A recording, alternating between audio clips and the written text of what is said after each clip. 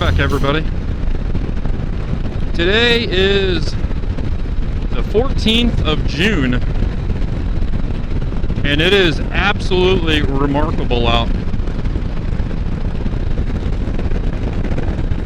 I've gotten tired of coming home the exact same way.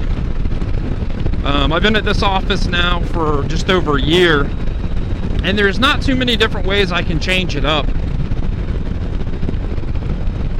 So, there's a road that directly goes from my hometown straight to Columbus, but I decided, that I'm going to take a very long way home today. So, for people that are familiar with the area, out of downtown I jumped on 70, came down to 158, and then I head into Lancaster that way. That's one thing I like when I ride the Spyder is, it's not hurry up and rush to get home. It's,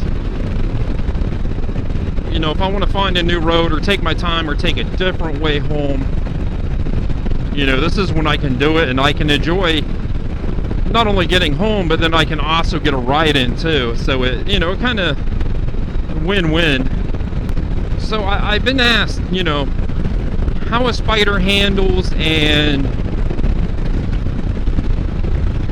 when this camera records the Spyder and how I take turns and how I maneuver around, it might look through this camera that maybe the Spyder doesn't handle that well, or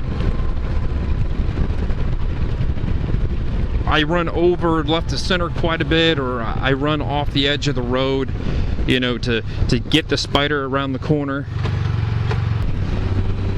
And all it is how an action camera records. It kind of bends in the edges a little bit.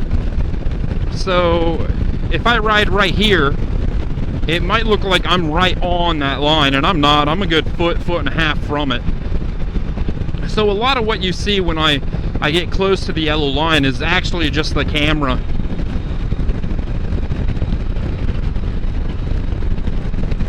And I have not been on an RT. That's the only Spyder I have not been on yet. So, my first one was an RS, and then the STS, and now the F3. And the RS is their sport Spyder, like a sport bike, rear pegs leaning forward slightly. And I felt mine handled pretty good. It was a 2012, it wasn't an RS. But, it didn't have the Fox shocks on it. It didn't have any type of Baja Ron sway bars. It was an OE Spyder minus everything I did to the add-ons on the motor and the exhaust. And that thing handled pretty good, I thought. It does take time to get used to how a Spyder handles. Especially if you're coming from two wheels. It took me a really long time, 5,000 miles maybe even 8 to really get super comfortable with how the Spyder handles. And you might go, oh my goodness, 5,000 miles, that's a whole riding season. Well, not for me, it's not. I bang out some miles, and 5,000 miles is a month or so.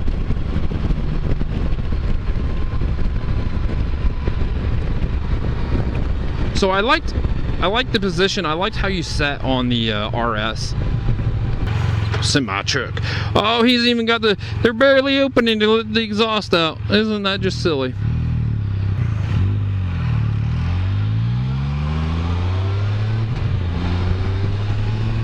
So I liked how the RS handled. It just wasn't good for long trips, and that's what I wanted to do. I wanted to tour more. I wanted to go out, 300, 400, 500 miles. So I started looking at the STS, and I liked the STS because it was a touring package in a smaller wrapper. So I had an adjustable windscreen just like the RT, and I had floorboards like the RT. Oops.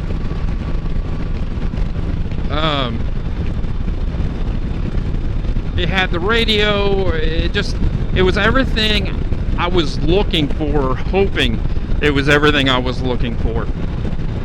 So I got on it, and going from a 12 RS to even the 14 STS, there was a learning curve. The 12 had a cable. It was a cable operated throttle, where my 14 was ride-by-wire or automotive drive-by-wire. There's no cable. It's all electronic. And that took absolutely the longest for me to get used to.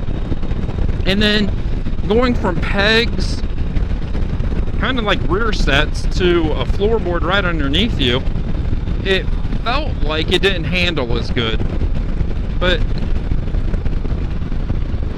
I do believe it had Fox shocks on it. And it handled good. It was just, a different seating position. You were upright, your legs were right underneath you, like a touring bike.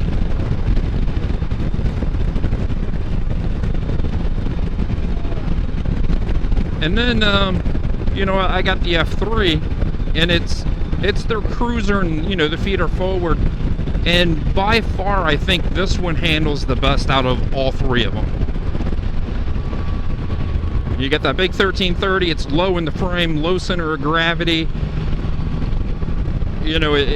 I feel it handles really well. And they let you play with it more. They've given you a lot more with the nanny. My RS, you would accelerate, from a stop sign, turning left or turning right, and you would jump on it a little bit, and it would just be like, bop, bop, bop, bop, bop, where it was cutting power to the motor. And sometimes it wouldn't let you go. And then the STS, they loosen it up a little bit more. Well, the ST, you can do a lot more with these things, and they handle good, and you can have a lot more fun. So when I'm out and about, and especially on twisty roads, I do try to hit the apex of the turn. I'll start out wide, and then I'll jump in the center of the turn, kiss the white line, maybe. I'm not even touching the white line now, and it might look like I'm right on it or over it. And then, I'll let the spyder swing out a little bit and come hard off the corner. And the spyder handles really good that way. I think the spyder handles the best in a turn if you're easy in and harder out. If you charge into the corner and really put a lot of bar control or bar movement in it, it's that nanny's gonna jump in pretty quick. But if you're off the gas and just let that thing float into a corner, it seems like it lets you get away with a lot more that way. BMW. What is that, an RT?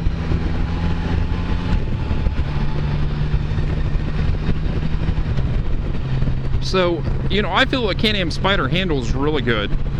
It does take time to get used to them.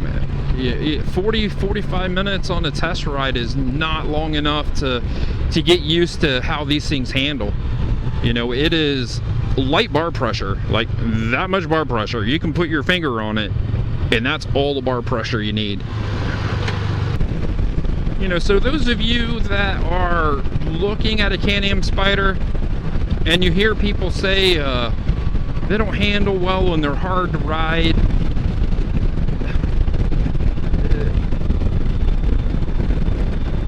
it could be a true statement. If you're really pushing a Can-Am Spyder in the turns, yeah, you're gonna feel the weight of it. It's, this is 800 pounds. But if you're just out for a cruise, I'm just out for a cruise,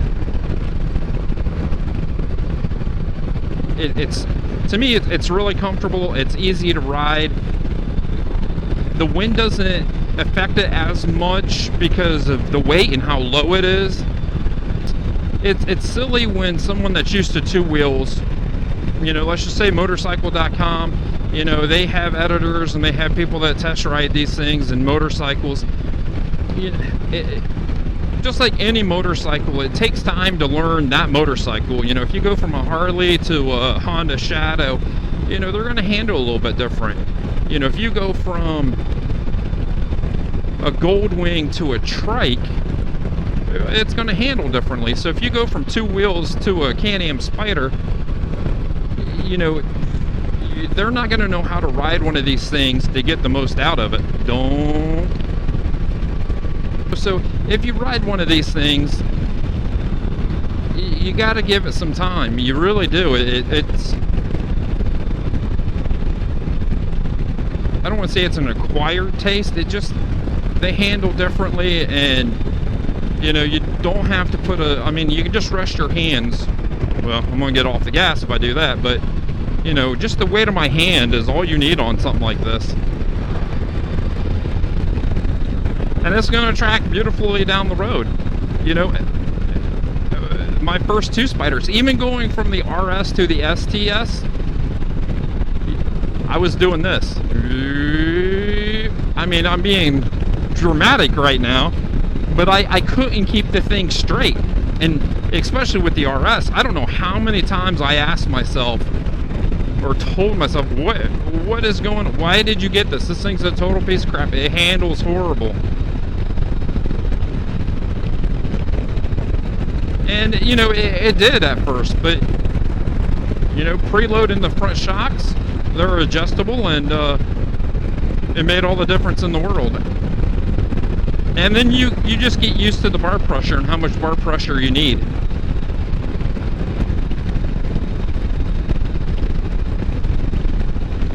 What we got there?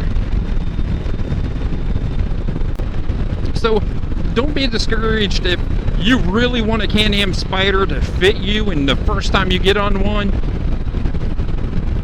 it lets you down a little bit. It takes time. It really does. So on that, I'm going to let everybody go. I do want to thank everybody for watching the channel. Please like, watch, and subscribe. But most important, stay safe, and I'll see everyone in a couple days.